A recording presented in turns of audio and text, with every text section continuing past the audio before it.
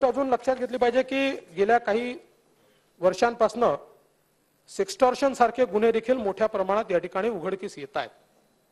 आणि जर आपण एनसीआरबीचा अहवाल बघितला तर सायबर क्राईम मध्ये विशेषतः आपल्याला जी काही वाढ दिसते आहे आणि अशा प्रकारचे जे सायबर रिलेटेड गुन्हे आहेत किंवा मोबाईलचा उपयोग करून जे काही गुन्हे होत आहेत अशा प्रकारच्या गुन्ह्यांवर आळा आणण्याकरता आपण एक महाराष्ट्र सायबर अशा प्रकारचा प्रोजेक्ट हातामध्ये घेतलाय। 837 कोटी रुपयाचा प्रोजेक्ट आहे। हा जो काही प्रोजेक्ट आहे हा एक आपण अतिशय डायनामिक प्लॅटफॉर्म या ठिकाणी तयार करतो आहोत की ज्याच्यामध्ये सर्व प्रकारच्या बँका, NBFCs, financial institutions, social media, हे जे आपले सगळे साइट्स आहेत त्या असं सगळ्यांना आपण एकत्रितपणे त्याच्यावर करतो आणि कुठलाही गुन्हा घडला तर क्विक रिस्पॉन्स आपल्याला देता येईल अशा प्रकारचा एक एलिट फोर्स या माध्यमातून आपण तयार करतो। माझा अंदाज असा आहे की पुढच्या 3 ते 4 महिन्यामध्ये आपण या संदर्भातली कारवाई म्हणजे ही पूर्ण करू शकू आणि एक अतिशय डायनामिक अशा प्रकारचा हा आपण प्लॅटफॉर्म तयार करू।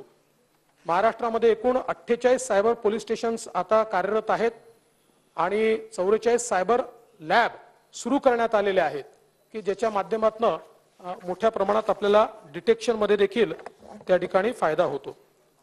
एक लॉटरीच्या संदर्भात वगैरे देखील या ठिकाणी मुद्दे झाले।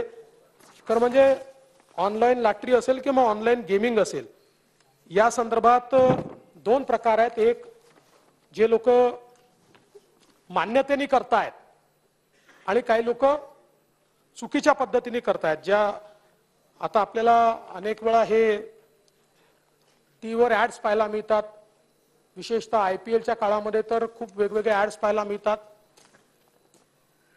अर्थात त्याही संदर्भात मी मागे देखील बोललो की एक ऍडिक्शन लोकांचं तयार होत आहे।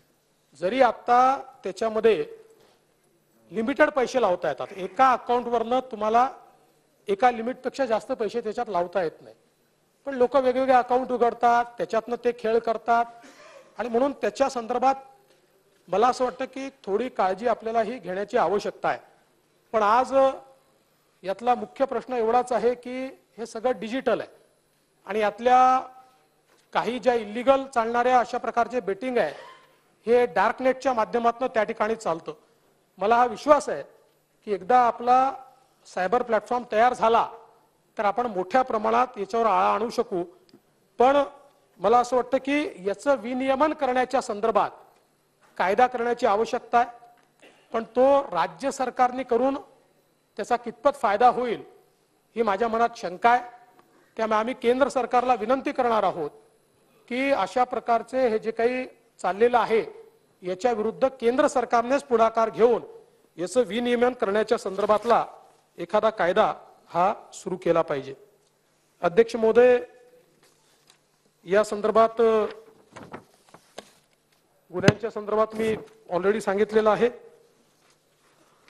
यासोबत काही अजून वैयक्तिक मुद्दे आलेले आहेत, त्या जे काही सभासद आहेत त्यातले बरेच लोक उपस्थिती नाही आहेत, त्यामुळे त्यांना मी निश्चितपणे त्यांचे जे मुद्दे आहेत ते मुद्दे लेखी मुद्दे त्यांना मी निश्चितपणे पाठवेल।